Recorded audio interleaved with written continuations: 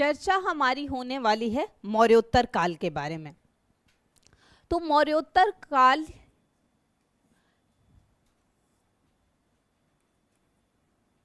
को हम दो भागों में मेनली विभाजित करके पढ़ते हैं। एक तो देसी शासक जो रहे और दूसरे जो विदेशी बाहरी शासक थे। Good evening Arif. तो देसी शासकों में चार की बात कर, देशी शासक इनमें चार की बात हम करते हैं, और विदेशियों में भी चार की, विदेशी शासक।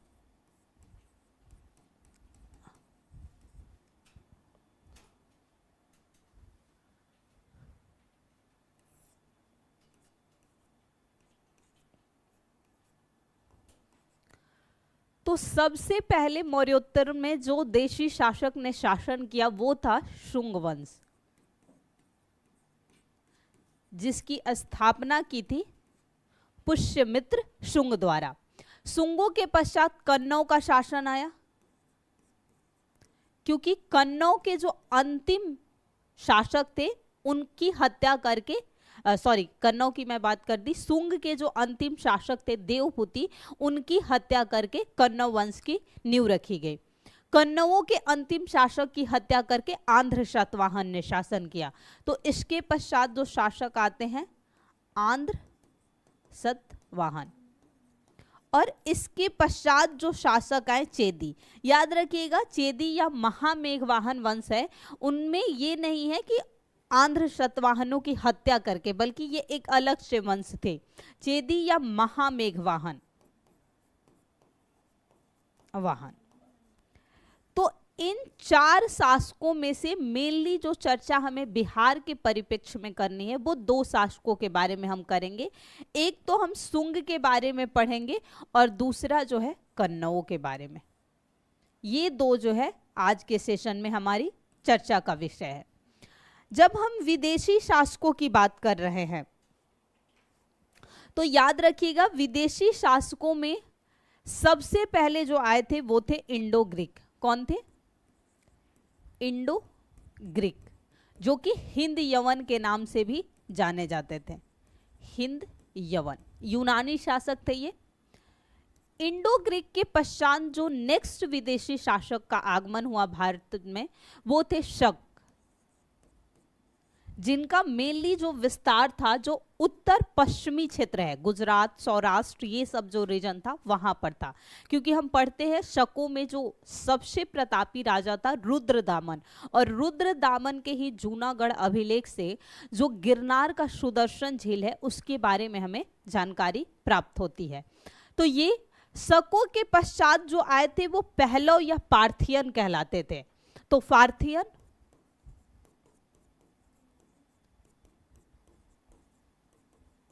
पहलव,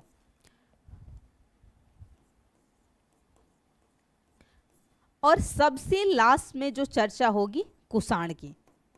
कुषाण वंश भी एक जो है, इनका जो साम्राज्य रहा वो विस्तारित भी रहा और इनका शासन भी जो रहा, जिसमें दो शासक महत्वपूर्ण है। एक तो जो संस्थापक थे और एक जो सबसे मेन राजा था वो था कनिष्क, जिसके समय काल में हमें चतुर्थ बौद्ध संगीति देखने को मिलती है। तो इन चारों में से मेन चर्चा जो हमारी होगी वो होगी आज के सेशन में कुषाणों के बारे में। हिंद ग्रीक के बारे में हम बस जब शुंग काल के बारे में पढ़ेंगे तो थोड़ी बहुत चर्चा जो है साथ के साथ हम कर लेंगे, लेकिन हमें शक और पार्थियन के बारे में जो है बिहार के अंतर्गत अलग से कुछ पढ़ने की आवश्यकता नहीं है। Good evening Sonkar. तो ये जो है चर्चा होगी मेनली कुषाण की, और इधर शुंग और कन्नौ की चर्चा करेंगे।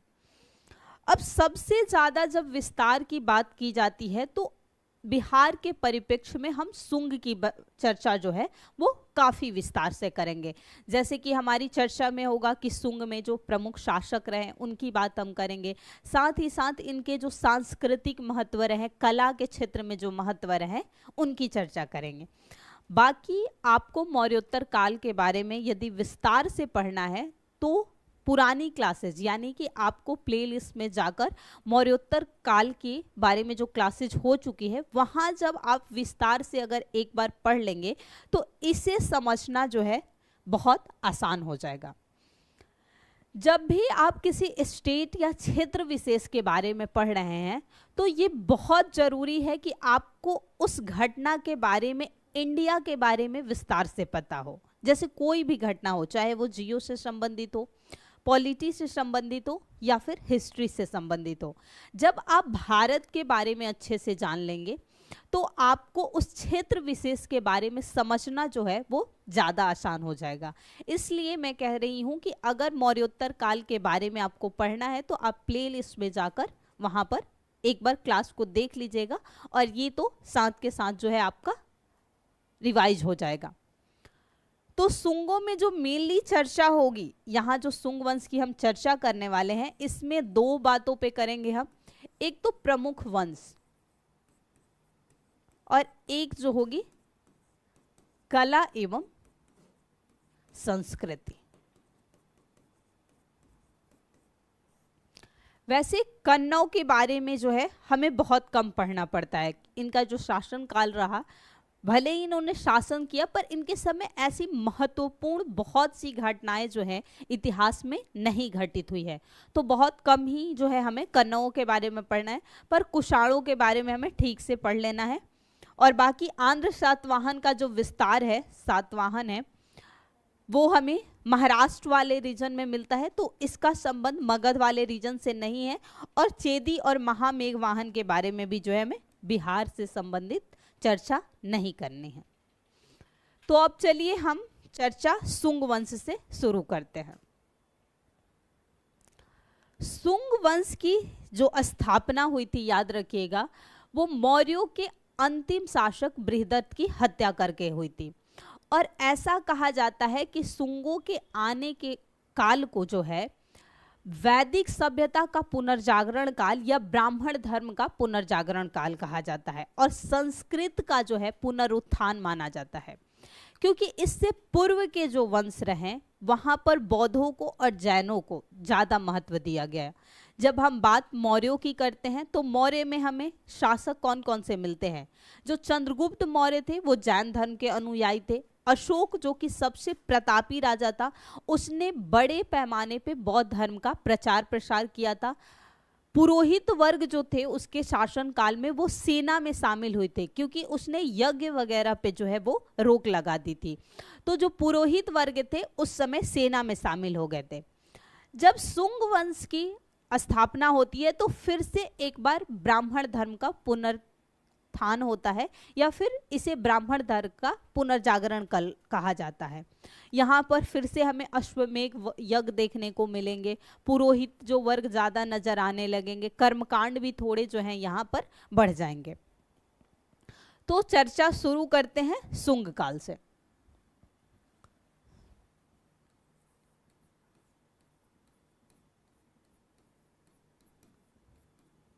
इसकी स्थापना जो है 185 बीसी में है। किसी किसी स्रोत में 184 बीसी भी लिखा होता है, पर 185 बीसी जो है सुंग वंश की नींव पड़ी। अब पॉइंट में हम जो इंपॉर्टेंट बातें हैं उसे साथ के साथ नोट करते चलते हैं। संस्थापक कौन थे? तो संस्थापक थे पुष्यमित्र शुंग, और इन्होंने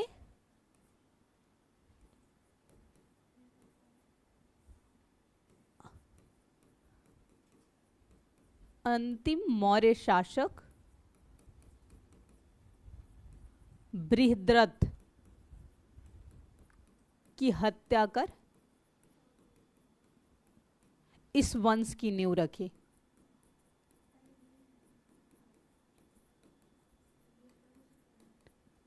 ये याद रखिएगा क्लियरली।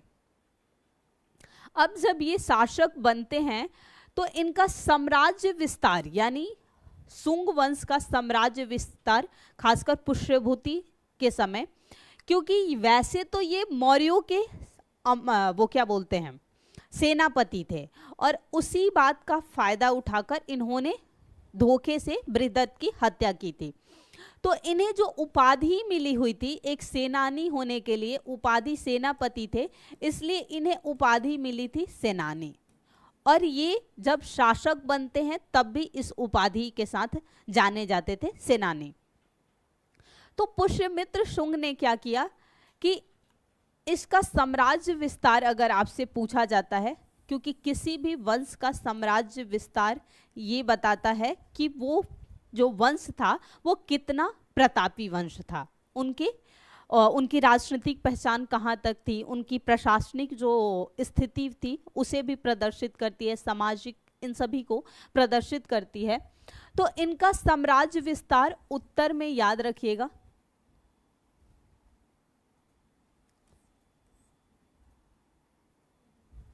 हिमालय से,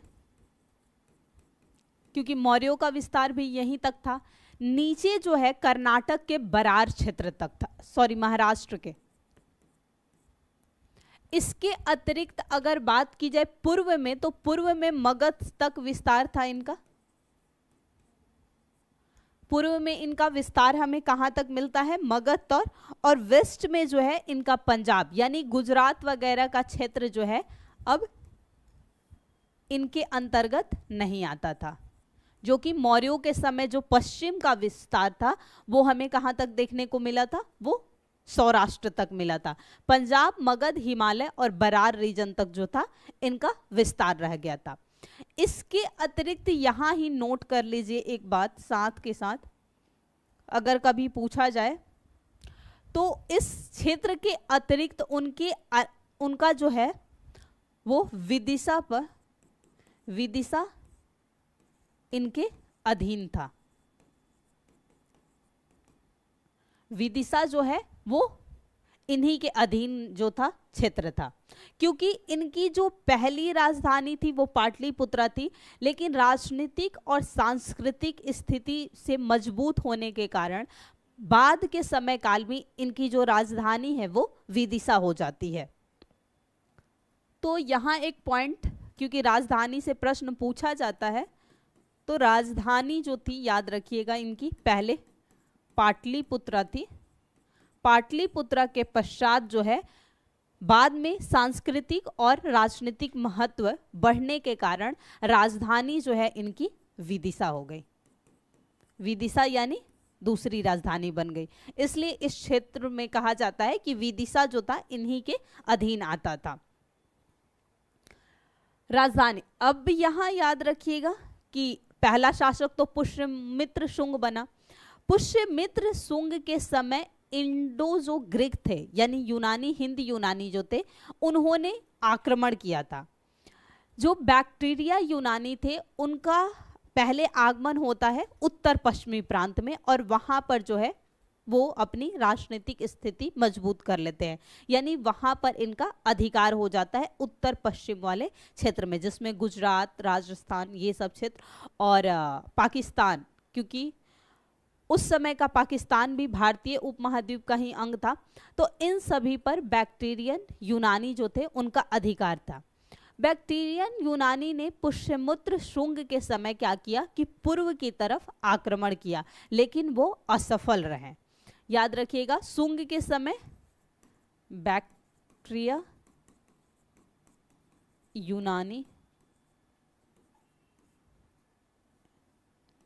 यूनानियों ने आक्रमण किया किंतु असफल।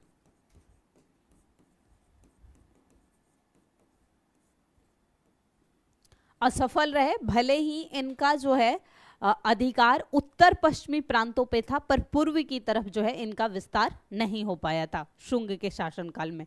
इसके अलावा यूनानियों में एक शासक था ड्राइमेकस, उन्होंने भी जो है पुष्यमित्र शुंग पर आक्रमण किया था, लेकिन वो भी जो है पराजित हो गया था।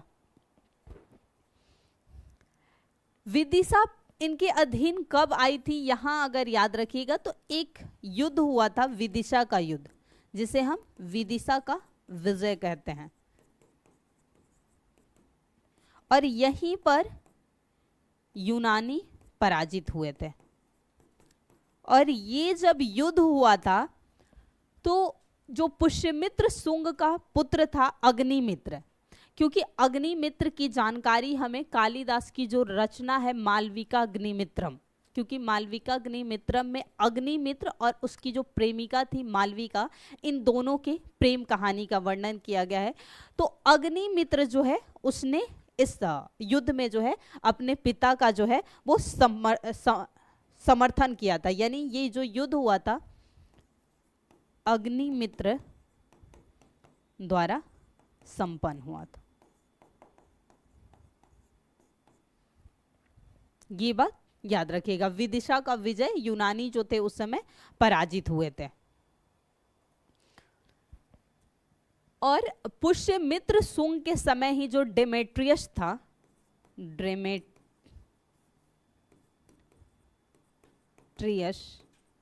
ने पाटलिपुत्र पर, जो कि उनकी राजधानी थी शुंगों की, पाटलिपुत्र एक लंबे समय काल से जो है मगध क्षेत्र की राजधानी रही थी। चाहे वो बात की जाए हर्यक वंश की, चाहे शुंग वंश की, शिशुनाग वंश की बात की जाए, नंद वंश की जाए, मौर्य वंश की जाए, पाटलिपुत्र ही राजधानी थी।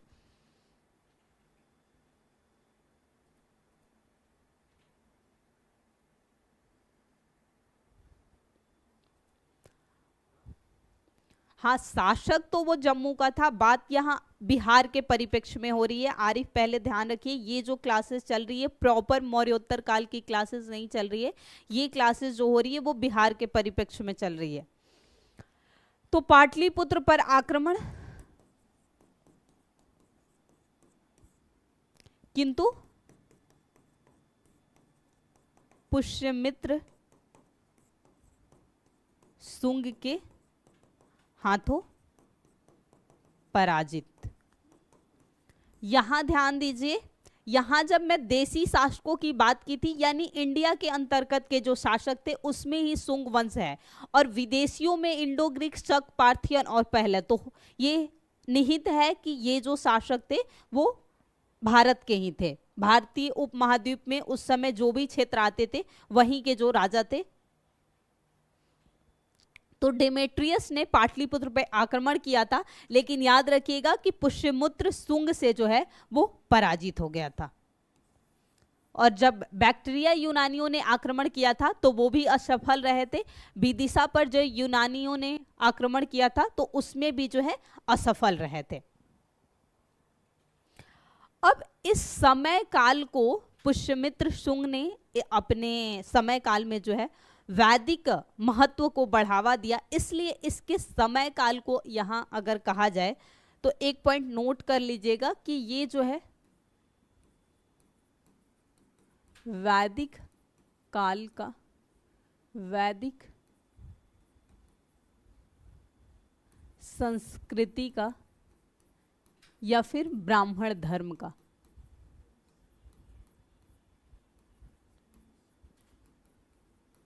पुनर्जागरण काल कहलाता है।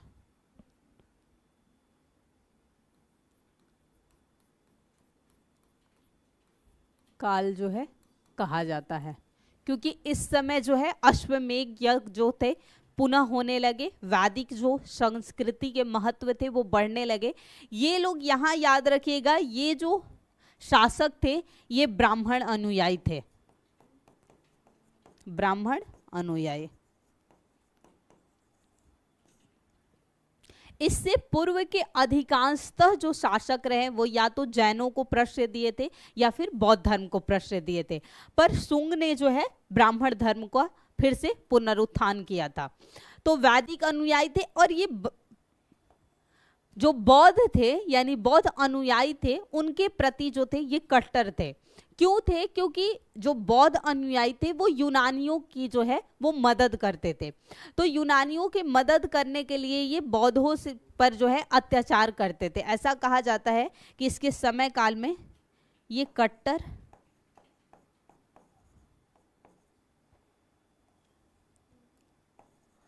बौद्ध अनुयायी पर अत्याचार बढ़े। क्योंकि इनका मानना था कि जो बौद्ध हैं वो यूनानियों को मदद करते हैं, यूनानी जो है यानी या फिर जो विदेशी शासक है उनकी मदद करते हैं। लेकिन हम ये नहीं कहीं कह सकते कि जो पुष्यमित्र शुंग थे वो बौद्ध धर्म को के सिर्फ जो थे बौद्ध धर्म के प्रति कट्टर ही थे। उन्होंने जो बोध गया में एक विशाल मंदिर है उसकी जो वेदिकाएं होती हैं यानी जो दीवार है उसका निर्माण कराया था। इसके अतिरिक्त इनका जो मेन था वो स्तूप थे, क्योंकि जो स्मारक से हमें पहचान मिलती है उसमें इनके यहाँ हमें स्तूप देखने को मिले हैं। तो इन्होंने एक दो स्थानों पर जो है स्तूपों का निर्माण करवाया है। वैसे पुष्यमित्र शुंग ने अकेले जो है वो अशोक के बने बहुत सारे स्तूपों को जो है वो नष्ट करवा दिया था। 84 स्तूपों को कहा जाता है कि पुष्यमित्र शुंग ने अशोक द्वारा बनाए गए 84 स्तूपों को नष्ट करवाया था, लेकिन एक दो स्तूपों का निर्माण भी करवाया था। बोध गया में बना हुआ विशाल मंदिर है उसकी पाषाण वेदिकाओं का निर्माण किया था, उस पे चित्रों का अंकन भी करवाया था। तो पूरी तरह ऐसा नहीं कहा जा सकता कि ये बौद्धों के प्रति जो थे कट्टर थे। तो ये याद रखिएगा कि बौद्धों पर अत्याचार लेकिन बढ़ गया था। लेकिन यहां नोट में साथ में लिख दिए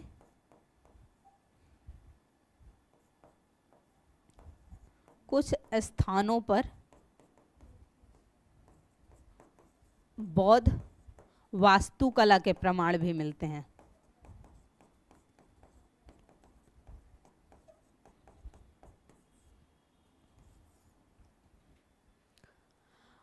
आप सभी इस बात से परिचित हैं कि जो इतिहास है उसके दो ही मुख्य सोर्स हैं, यानी किसी भी इतिहास को समझने के दो मुख्य सोर्स हैं, या तो साहित्यिक या फिर पुरातात्विक। तो जब मौर्योत्तर काल की बात की जाती है तो साहित्यिक स्रोतों में जो सबसे मुख्य माना जाता है इनके समय वो पुराण। बहुत सारी जानकारियां जो है हमें पुराणों से प्राप्त होती है। इसके अतिरिक्त महाभाष्य से, पतंजलि से, गार्गी संहिता जो है, संहिता में जो मेनली चर्चा मिलती है वो गार्गी संहिता से हमें जानकारी मिलती है। और बौद्धों की जो एक रचना थी दिव्यावदान, इनसे भी जो है हमें इस शासन काल की जानकारी प्राप्त होती है। वहीं जब बात हम करते हैं कि पुरातात्विक स्रोतों में, तो याद रखिएगा मेन जो है अभिलेख थे। अभिलेखों से ही हमें जो है बहुत सारी जानकारियां मिली, जैसे बेसनगर का अभिलेख हुआ, विदिशा का अभिलेख हुआ, इनसे जानकारियां प्राप्त हुई। कुछ मुद्राएं थी उनसे भी जानकारियां प्राप्त हुई, जैसे कि स्वर्ण और तांबे और चांदी की मुद्राएं थी।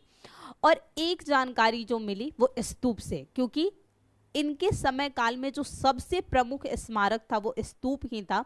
तो सांची का स्तूप हुआ, बोध गया का स्तूप हुआ, इन स्तूपों से भी जो है हमें मौर्योत्तर काल की जानकारी प्राप्त हुई है। तो याद रखिएगा ये कुछ बातें पुष्यमित्र शुंग के बारे में।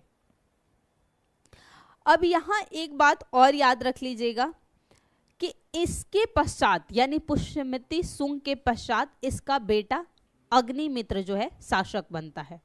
लेकिन विदेशी शासकों के साथ आक्रमण की एक जानकारी तो ये मिलती है,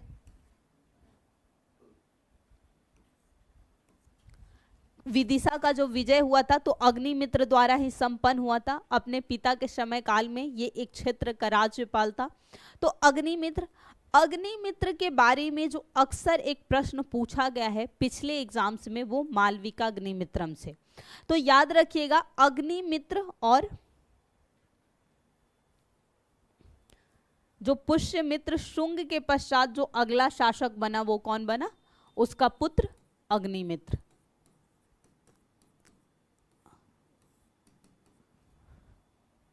तो अग्निमित्र का एक तो हुआ विदिशा का विजय,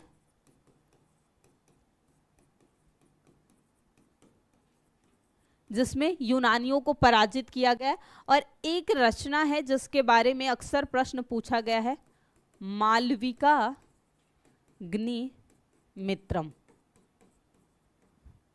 ये कालिदास की रचना है। किसकी रचना है? कालिदास। कालिदास की कई रचनाएं जो हैं उससे हमें प्राचीन इतिहास की जानकारी मिलती है।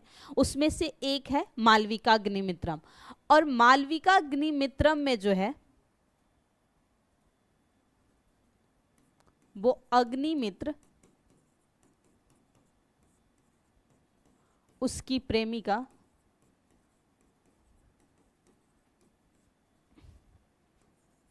मालविका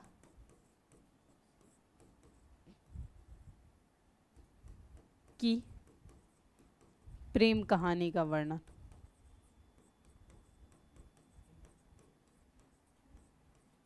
प्राप्त हुआ है, ये याद रखिएगा। बाकी बहुत ज़्यादा हमें याद नहीं रखना है इनके बारे में। हाँ, एक बात यहाँ जब हम सुंग के बारे में चर्चा कर रहे थे, सॉरी, तो याद रखिएगा पुष्यमित्र सुंग ने ही अपने शासन काल में जो पाणिनि की रचना है अष्टाध्यायी, जानते हैं अष्टाध्यायी एक व्याकरण की पुस्तक है, तो इसी से संबंधित एक और पुस्तक की रचना हुई थी पुष्यमित्र शुंग के शासन काल में, वो हुई थी पतंजलि की जो है महाभाष्य रचना। तो याद यहाँ एक और बात रखिएगा इसी पेज पे, ताकि एक पेज पे ही वो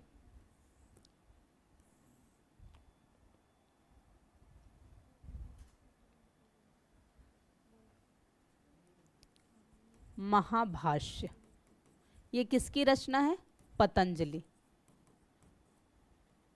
तो ये जो रचना लिखी गई है महाभाष्य, ये पाणिनि की जो अष्टाध्यायी है उसी से संबंधित है, यानी व्याकरण से संबंधित, और ये शुंग शासक जो थे पुष्यमित्र शुंग, इन्हीं के दरबार में लिखी गई थी। तो ये यहाँ एक बात याद रखनी है। और पाणिनि जो थे, इनका जन्म जो हुआ था वो मनेर, पटना जिले में मनेर एक स्थान है, वहां पर पाणिनि का जन्म हुआ था। तो याद रखिएगा पाणिनि जो थे बिहार से ही थे।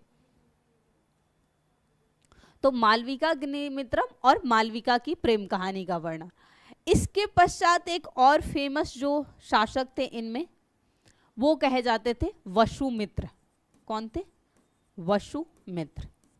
ये इस वंश के चौथे जो थे सबसे योग्य शासक जो हैं वो माने जाते हैं। और इनके समय काल में जो है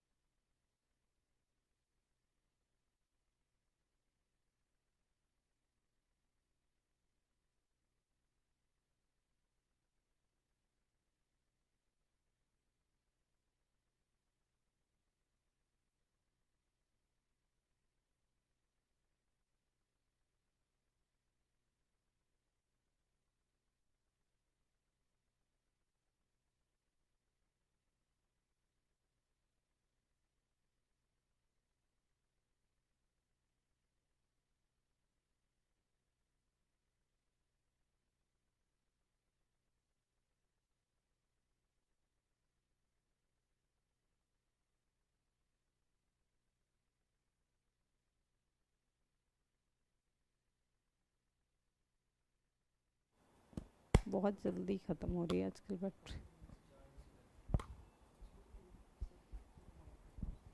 सॉरी, बैटरी डेड हो गई थी। Am I audible? यस और नो?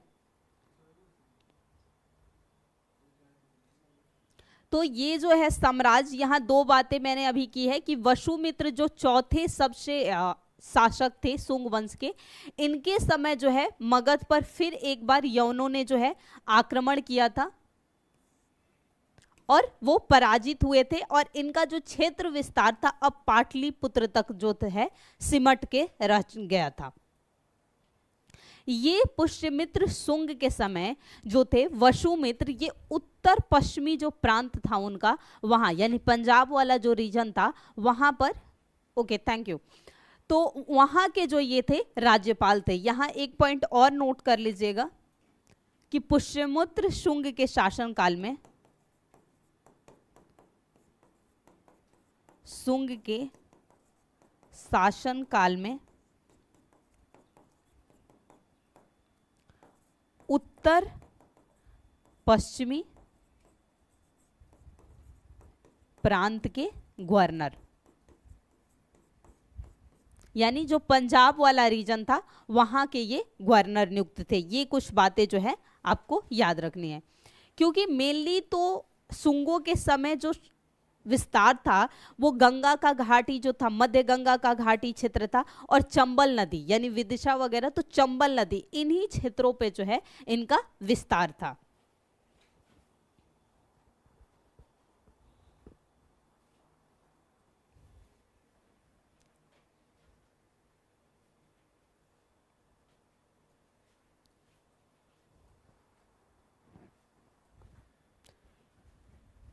यहाँ जो बात, ये एक पॉइंट नोट फिर से कर लीजिएगा।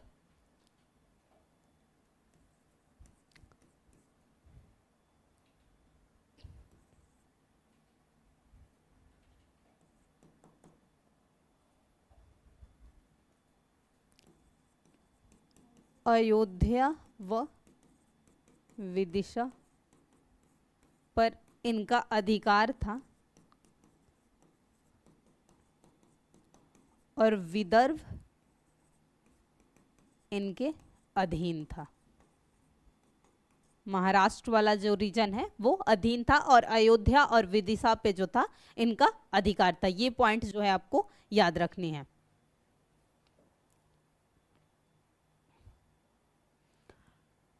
अब हम थोड़ी सी चर्चा जो है कर लेते हैं शुंग वंश के जो है कला और संस्कृति के बारे में। जैसे वास्तुकला, जो मुद्राएं कुछ थी इनके समय काल में, उसकी बात कर लेते हैं। तो शुंगकालीन संस्कृति व कला,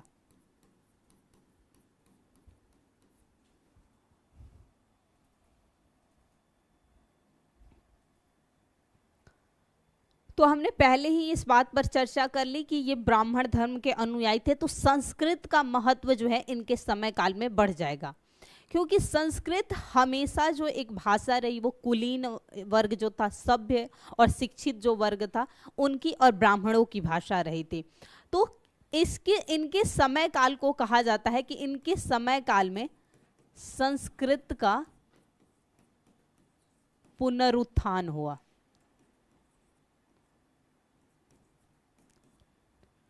और वैदिक और ब्राह्मण धर्म का पुनर्जागरण काल तो कहा जाता ही है।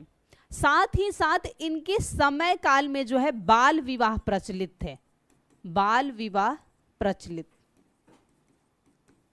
जिसमें एक लड़की की विवाह की उम्र जो होती थी 8 से 12 वर्ष मानी जाती थी।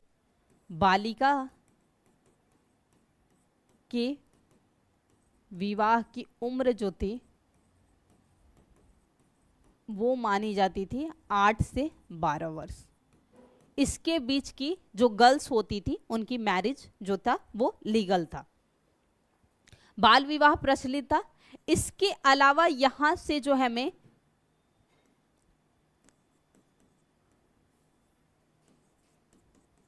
बिहार में कई क्षेत्रों में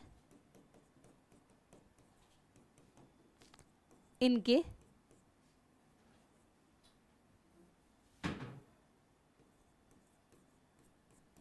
संस्कृति का प्रमाण मिलता है, जिसमें अगर एग्जाम्पल की बात की जाए तो जो बौद्ध गया में इन्होंने पाषाण, हाँ कल क्लास नहीं होगी, कल हम सारे बैठ के देखेंगे कि चुनाव में किसकी जीत हो रही है। चाह तो सारे ऐसे ही रहे होंगे, ठीक है कल की क्लास नहीं करेंगे, कल हम देखेंगे कि बैठ के आराम से टीवी पर कि फिर चुनाव का परिणाम क्या हो रहा है। खैर वैसे हमें पढ़ाई ही करनी चाहिए, चुनाव का परिणाम जो होना होगा वो तो होगा ही है। हमारा तो सिलेक्शन उसी से होने वाला है कि हम जो है पेपर कैसा करके आएंगे। खैर वैसे कल की मैं कोशिश करती हूँ छुट्टी ही रखूं, क्योंकि कम ही बच्चे जो है कल पढ़ना चाहेंगे। तो एग्जाम्पल में अगर हम कह सकते हैं बोध गया का की पाषाण वेदिका। वेदिका हमेशा याद रखिएगा दीवारों को कहा जाता है, यानी पत्थर से बनाई हुई जो दीवारें थी मंदिर में, वो इनका एक जो है हमें एग्जाम्पल माना जाता है। इसके अलावा व्यापार के केंद्र बिहार में कहे जाए इनके समय व्यापार का केंद्र, तो दो माना जाता है, एक तो पाटलिपुत्र को, पाटलिपुत्र व वैशाली, ये शुंगों के समय जो थे व्यापार के दो मुख्य जो थे केंद्र माने जाते थे।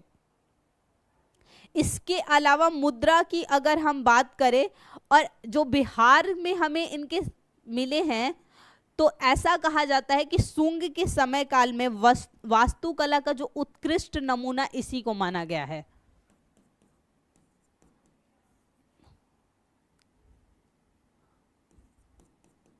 वास्तुकला का उत्कृष्ट नमूना।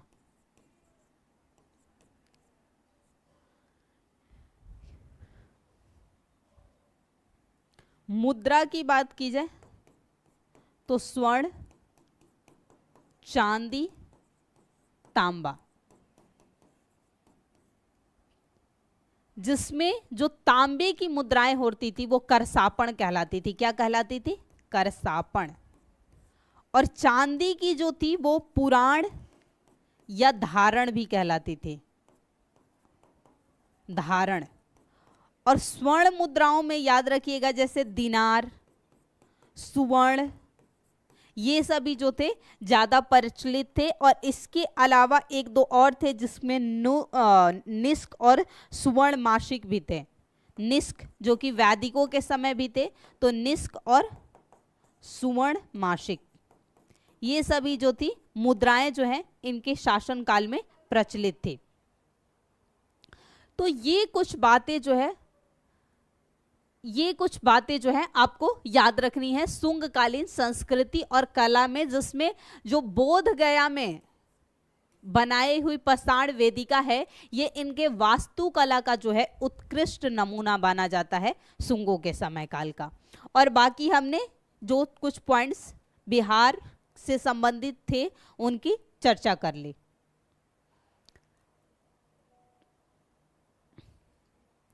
अब जो हमारी चर्चा होने वाली है वो कुषाण और पहले हम कन्नौ की बात करेंगे, क्योंकि इसी वंश के जो अंतिम शासक थे, यहां नोट कर लीजिए, इस वंश के जो अंतिम शासक कौन थे?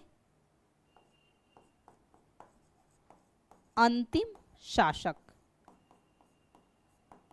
वो थे देवभूति। और देवभूति की ही जो है हत्या करके वसुदेव ने जो है वो रखी थी, कन्नौ वंश की नींव रख दी थी। 75 से लेकर 27 बीसी तक, यानी लगभग कह सकते हैं 45 वर्षों तक जो था कन्नौओं ने शासन किया था भारत में। तो ये बातें जो हैं आपको कुछ पॉइंट्स जो हैं याद रखिएगा। अगर ये बात किया जाए कि पुष्यमुति शुंग का जो है वो मेन जो क्षेत्र विस्तार था, तो मध्य का जो गंगा घाटी था और चंबल का जो क्षेत्र था वहां तक जो था ये संबंध था। ये बातें जो है आपको याद रखनी है। अब हम बात कर लेते हैं कन्नौ वंश।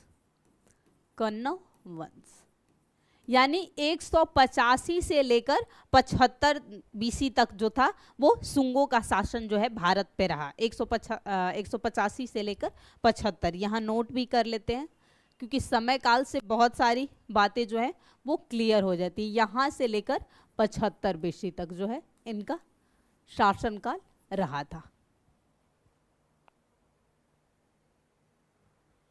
और इनका जो रहा 75 से 27 बीसी तक।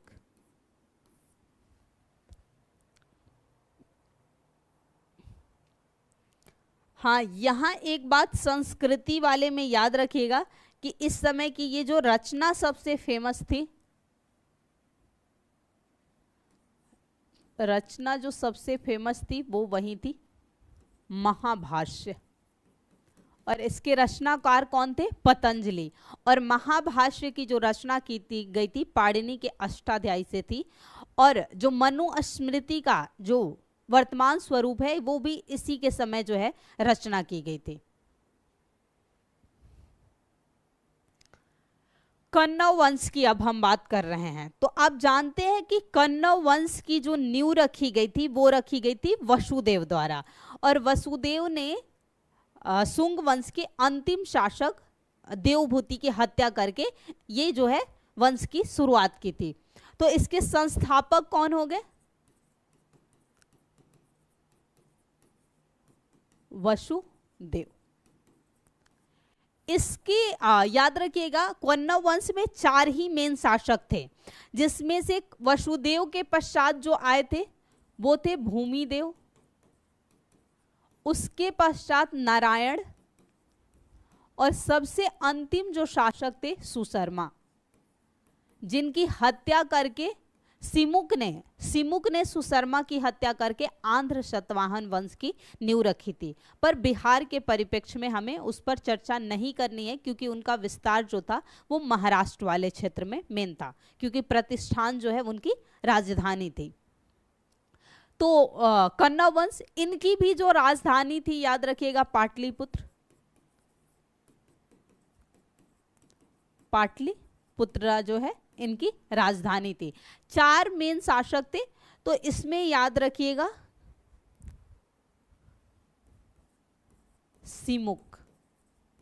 सिमुक ने हत्या कर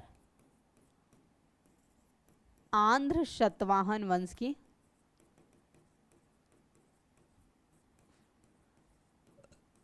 की नींव रखी, यानी ये जो है वो अंतिम शासक हो गए।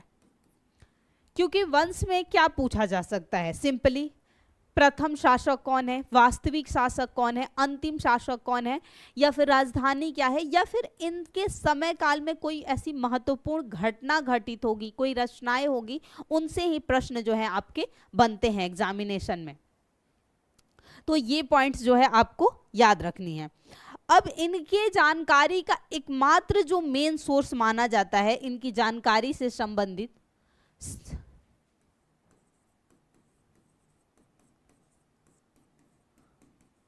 मुख्य जो स्रोत माना जाता है वो पुराण माना जाता है।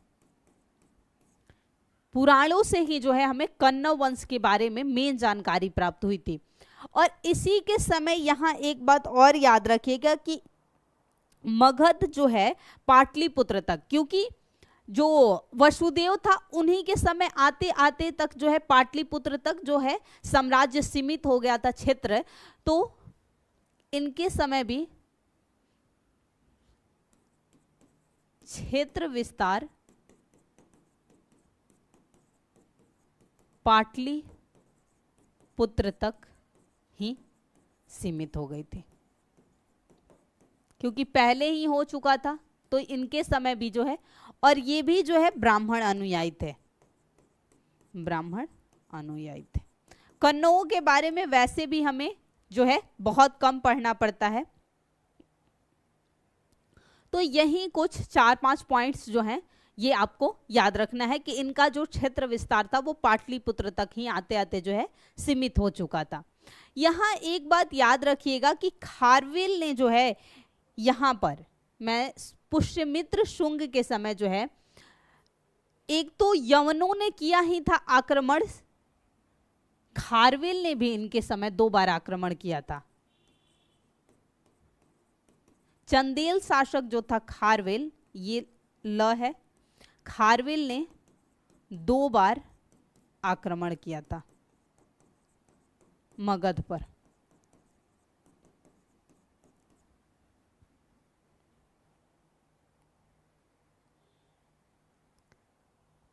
अब हम बात कर लेते हैं थोड़ी देर जो है कुषाण वंश की।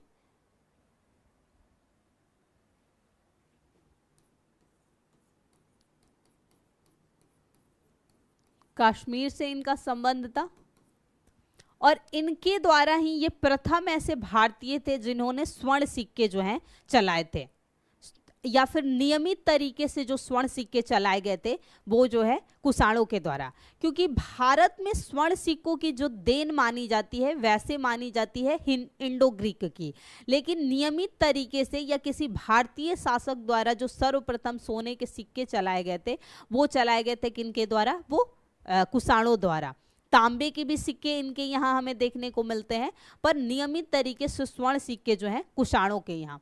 संस्थापक आप जानते हैं कि कुजुल कटफिसिस थे, लेकिन सबसे योग्य जो शासक थे इनके यहाँ कनिष्क, और कनिष्क का ही जो था बौद्ध धर्म से संबंध था, और पाटलिपुत्र में जो इन आक्रमण का भी साक्ष्य मिलता है वो कनिष्क के समय काल में ही हमें मिलता है।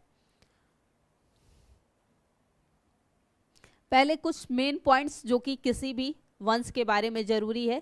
एक तो संस्थापक, वो है कुजुल कटफिसिस, दो थे सॉरी, कुजुल कटफिसिस और वीम कटफिसिस। तो वीम कटफिसिस के समय जो है वो तांबे के सिक्के आपको देखने को मिलेंगे, लेकिन संस्थापक जो थे वो कुजुल कटफिसिस। लेकिन यहां याद रखिएगा कि सबसे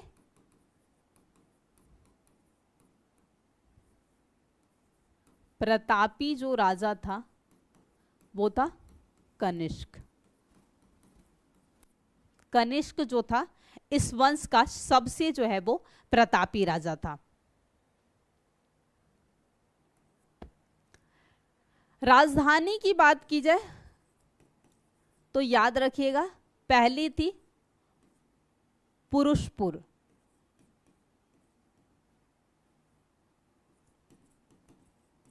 जो कि पेशावर में, और दूसरी जो राजधानी बनी वो मथुरा, क्योंकि मथुरा से हमें जो है कुषाण वंश के बहुत सारे साक्ष्य प्राप्त हुए हैं। कुषाण की कनिष्क की मूर्ति भी हमें मथुरा से प्राप्त हुई है, तो कुषाणों की बहुत सारे जो हैं पुरातात्विक साक्ष्य जो हैं हमें मथुरा से मिलती है, और मथुरा जो है इनकी दूसरी राजधानी भी थी।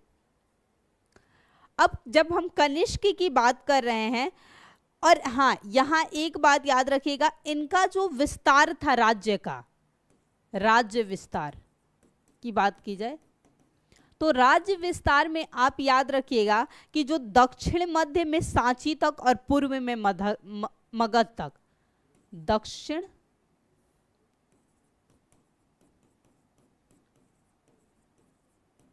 तो सांची तक था और पूर्व में जो विस्तार था इनका मगध तक, मगध वाले रीजन जो तक जो था वो इनका क्षेत्र विस्तार हमें मिला था।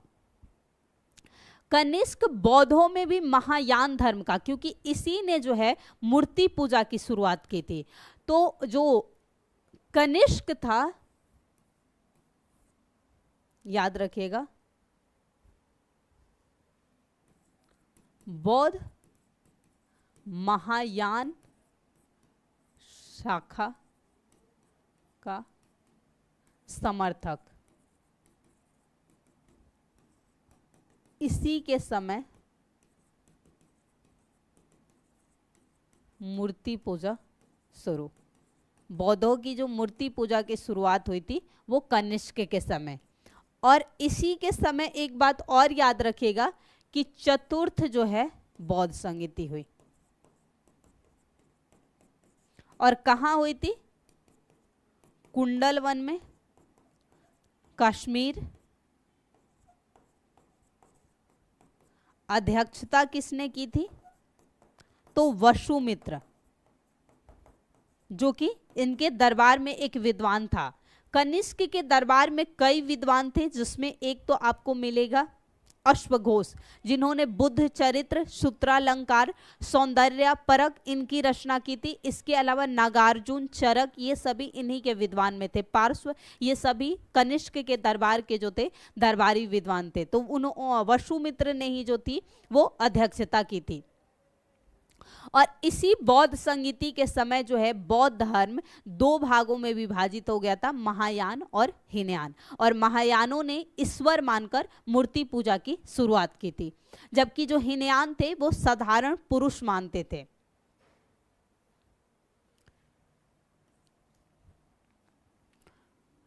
क्योंकि कनिष्क ने पाटलिपुत्रा पर जीत हासिल करके वहां पर जो है वो अश्वघोष को अपने देर, अश्वघोष का संबंध जो था मगध क्षेत्र से था, लेकिन पाटलिपुत्र पर उन्होंने अपनी जीत हासिल कर वहां पर हरजाने के रूप में जो है वसुमित्र को अपने दरबार में लेके, वसुमित्र ने अश्वघोष को जो है अपने दरबार में लेके आए थे।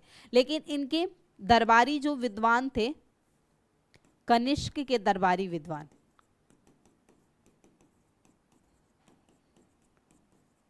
विद्वान की बात की जाए तो अश्वघोष, वसुमित्र, पार्श्व, चरक जिनकी रचना है चरक संहिता, और इसके अतिरिक्त एक का नाम जो था वो थे नागार्जुन, जो कि बौद्ध धर्म से ही संबंधित थे। ये सभी इन्हीं के दरबार में जो थे वो रहते थे, जिनमें से एक जो बहुत थे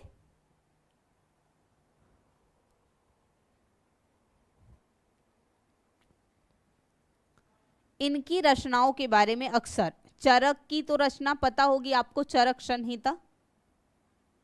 अश्वघोष की रचना जो है एक तो सबसे फेमस जो है बुद्ध चरित, इसके अलावा सूत्रा, लंकार और सौंदर्यानंद, ये सभी जो रचनाएं हैं वो अश्वघोष की है, क्योंकि ये जीत हासिल करके हरजाने के रूप में अपने दरबार में लाए गए थे और बौद्ध भिक्षा पात्र के रूप में, यानी मिले थे इन्हें, एक बौद्ध भिक्षा पात्र के रूप में मान सकते हैं कि ये इन्हें मिले थे, और बाकी जो थे ये लोग भी इन्हीं के दरबार में रहते थे।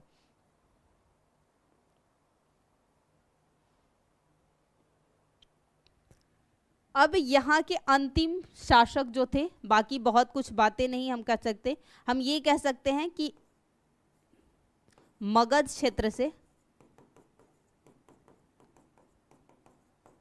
कुषाण वंश के साक्ष्य प्राप्त होते हैं, जैसे कुछ मूर्तियां वगैरह जो हैं हमें यहां से बिहार से प्राप्त होती हैं। Good evening study with R K. Guru, good evening R K. Guru. तो ये जो है साक्ष्य प्राप्त हुए हैं, और इस वंश का जो अंतिम शासक था, याद रखिएगा क्योंकि अंतिम महत्वपूर्ण होता है, वो थे वसुदेव, यहां याद रखिएगा वसुदेव। ऐसा कहा जाता है कि कुषाणों का जब शासन समाप्त होता है मगध वाले रीजन से या बिहार के क्षेत्र से, तो यहाँ लिच्छवियों ने शासन किया था, जो वैशाली के लिच्छवी थे उनका शासन हुआ था। लेकिन कुछ इतिहासकारों का मानना ये भी है कि शक शासकों ने शासन किया था, लेकिन अधिकांश स्रोतों से जो जानकारी हमें प्राप्त होती है वो यही मिलती है कि कुषाणों का जब शासन का अंत होता है यहाँ से, तो लिच्छवियों ने ही जो है बिहार पर शासन किया था। नमस्ते। तो आज के सेशन में हमने बिहार के परिप्रेक्ष्य में मौर्योत्तर काल में शुंग के बारे में विस्तार से चर्चा की। उसके पश्चात जो हमने चर्चा की थोड़ी सी कन्नौ की और कुषाण की, जिसमें इंडो ग्रीक की चर्चा साथ के साथ थोड़ी बहुत हो गई थी। अलग से हमें इंडो ग्रीक के बारे में बिहार के परिप्रेक्ष्य में पढ़ने की आवश्यकता नहीं है। नेक्स्ट सेशन में हम गुप्त काल के बारे में चर्चा करेंगे। गुप्त के बारे में हमें बिहार में विस्तार से पढ़ना पड़ेगा, क्योंकि वहां से प्रश्न जो है अक्सर एग्जामिनेशन में पूछे जाते हैं। तो आज के सेशन में इतना ही पढ़ना था हमें, और ज़्यादा जो चर्चा थी नहीं थी हमारी। हाँ, पहले एक बात और बता दूं